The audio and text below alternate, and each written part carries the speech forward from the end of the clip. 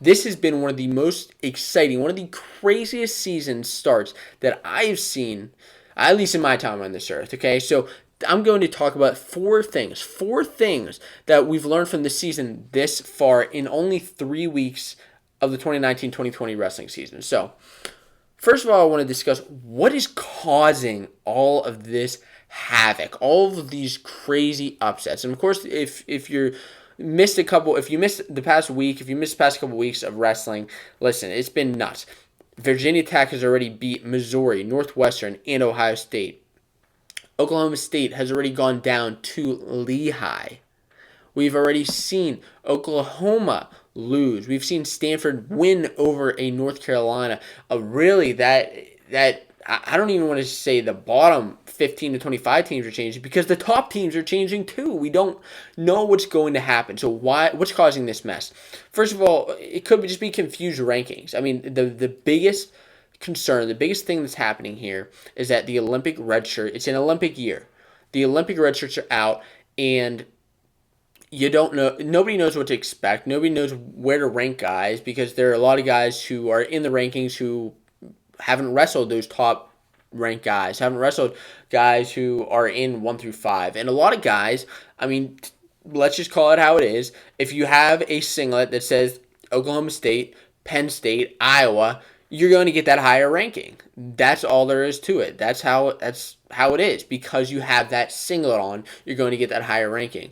And it's not until a team like Virginia Tech comes kind of out of nowhere and knocks you off that's where we start seeing those rankings change. So that's one reason that I think is very big in causing this mess. But the other thing is that kind of a comment. I've been talking to some people talking about less emphasis on duels from certain teams.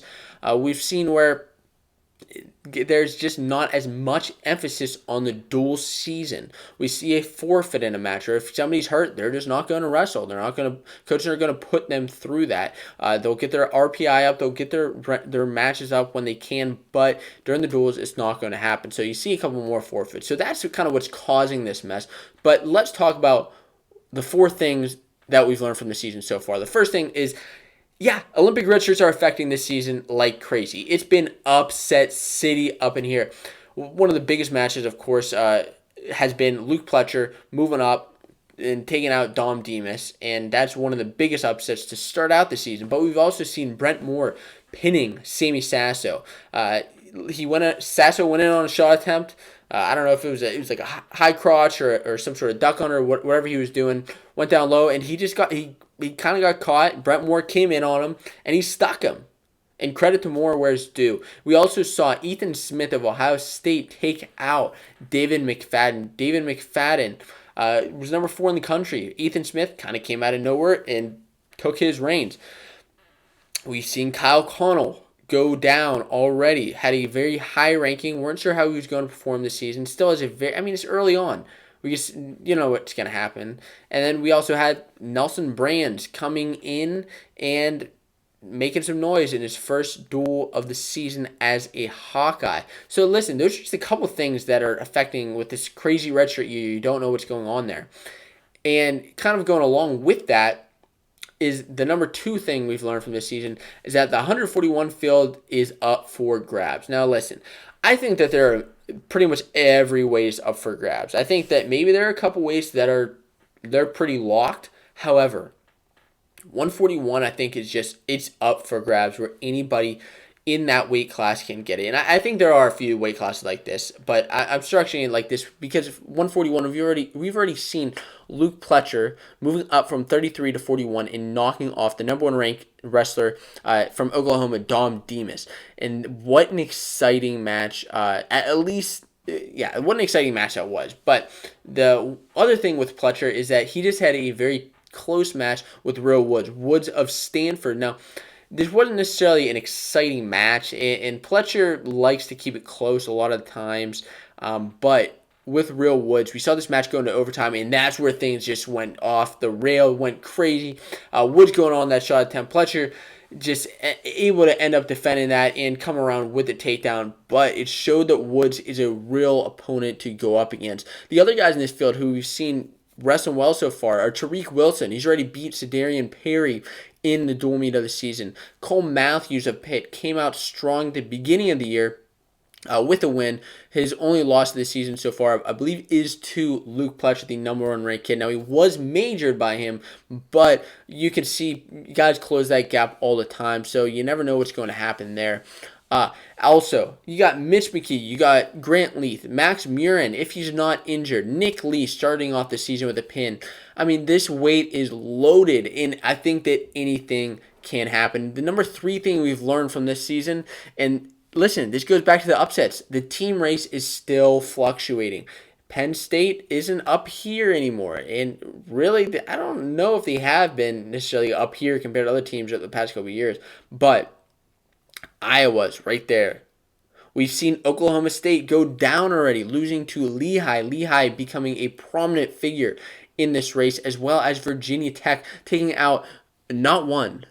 It wasn't just a fluke. Not one ranked opponent, not 2, but 3 ranked opponents, including the number 3 team in the country in Ohio State, as well as Missouri and Northwestern, showing that they have a lot of guys out here, and that is without Mekhi Lewis.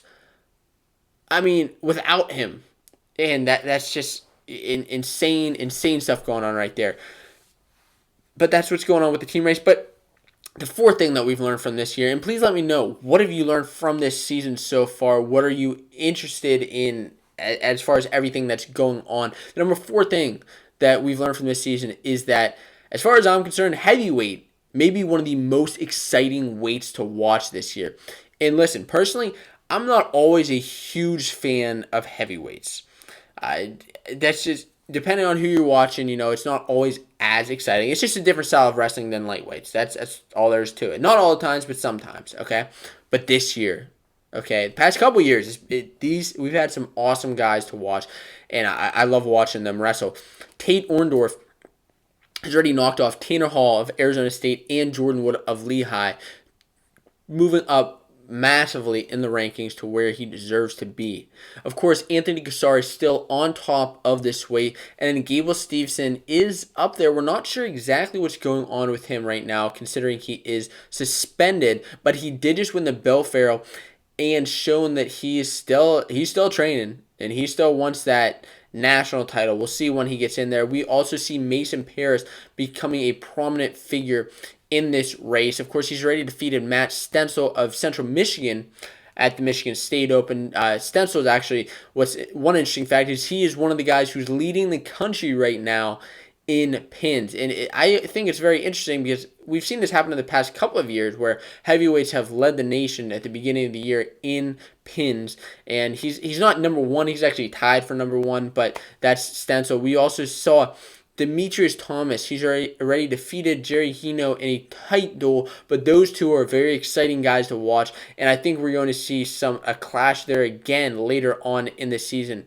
as well as Trent Hilger. Now, Hilger hasn't necessarily faced any tough ranked opponents yet, but he's still undefeated, still a solid wrestler to watch, and those are the 4 things that we've learned from this season, and what do you think are you expecting from the rest of the season?